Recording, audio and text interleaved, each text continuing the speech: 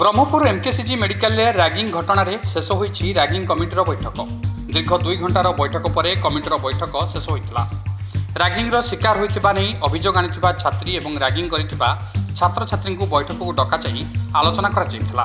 तेबे रैगिंग को नहीं होता अभियोग संपूर्ण मिथ्या बोली रैगिंग कमिटीर बैठक में निष्पत्ति होईछि। रैगिंग शिकार होता छात्री बापा अभियोगकारी नुहंती। मिछरे प्रतिष्ठित शिक्षानुष्ठान को बदनाम करने कई दुर्बृत्त एभली रैगिंग अभियोग आनी Brahmapur MKCG medical college dean doctor Suchitra Das. तेबे जो मेल जोगे रैगिंग नहीं अभियोग आसी साइबर थाना एमकेसीजी मेडिकल कॉलेज पक्षर अभियोग पर तदंत कराजिबो बोली कहिसंती डीन सुचित्रा दास।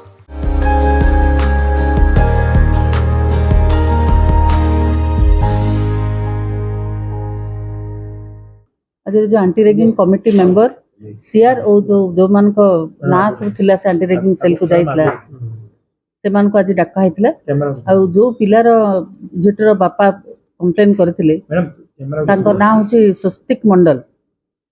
से होचंदे ए झियो स्वस्तिक रो बापा बोली कहउतले जे से नाटा पूरा रंग अछि। से कहला ये मो बापा नुहंती। से मो बापा का ना निरंजन मंडल।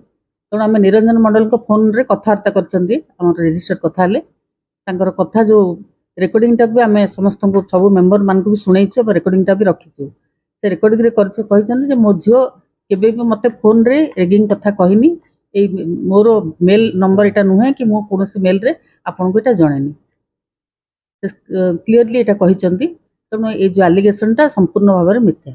जो आस्तिले छात्री बन कोन पचर उतर हलाई ना से माने जो आउ 4 जण को पचारिया पे से लिखा हिची से माने भी साक्षी अछन बोली सेही 4 जण मध्ये कहिचंती आमको कोनोसी सीनियर पिला माने हमको रेकर्ड देई नहांती कि एभलिया कोनोसी निर्यातना मानसिक आ फिजिकल किछि हमको टर्चर केही करि नहांती। तो किछि मास मध्ये दितीटा रैगिंग ऑफिसर आसले एने कोन पदक्षेप नेरबाबू एटा तो आरंभ रो एमते आछे आंटी रैगिंग सेल रो एमते मिछ केते गोटे आसे एलिगेशंस एटा बोधे काहको बोधे इंस्टीट्यूशन को डिफेम करबा पर्पज रे हेइताउ कि आ कोनोसी उद्देश्य रे हेउथबो किंतु आ भीतर सबुडा सत्य नुहे।